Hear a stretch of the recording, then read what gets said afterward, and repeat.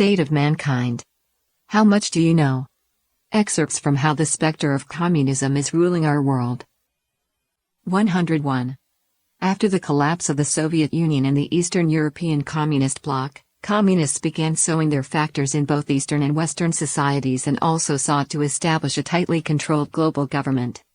In order to achieve this goal, communism must create or use an enemy that threatens all mankind and intimidates the public around the world into handing over both individual liberty and state sovereignty.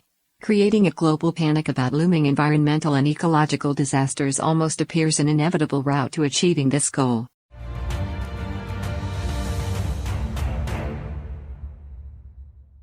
The three stages of environmentalism. The formation and development of the environmental movement is inextricably linked to communism. Specifically, its development has gone through three stages.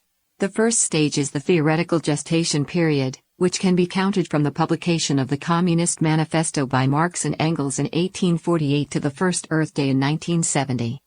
At the beginning of this stage, Marx and his disciples did not regard environmentalism as the focus of their theoretical discourse, but Marxist atheism and materialism were naturally consistent with the main tendency of environmentalism. Marx declared that capitalism is opposed to nature, that is, the environment. Marx's disciples devised the term ecosystem, and quietly included environmentalism in certain subjects where it was set to ferment.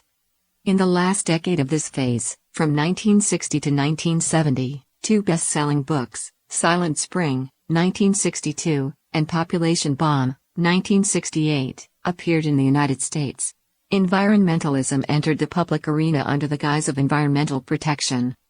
The landmark event at the beginning of the second phase was the first Earth Day held in 1970, with the United Nations shortly after, in 1972, holding the first UN Conference on the Human Environment in Stockholm.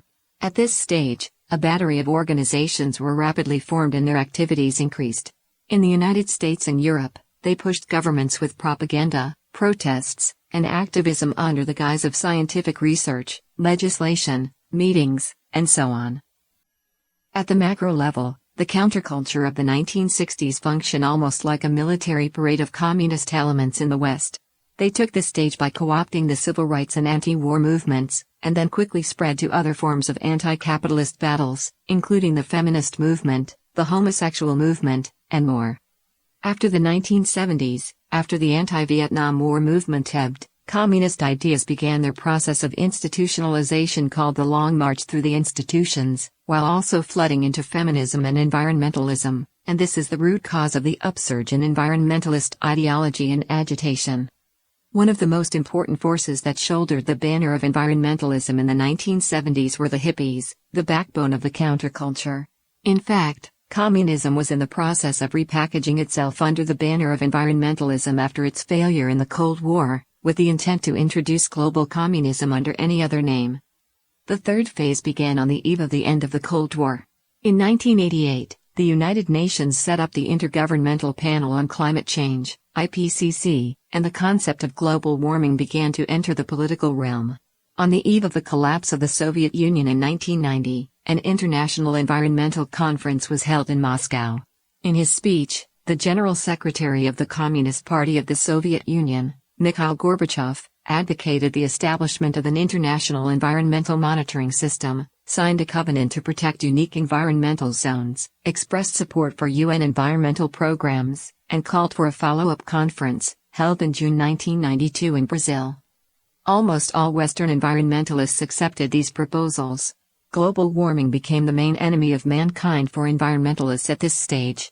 Propaganda that used environmental protection as an excuse for heavy-handed policies suddenly escalated, and the number and scale of environmental laws and regulations proliferated rapidly.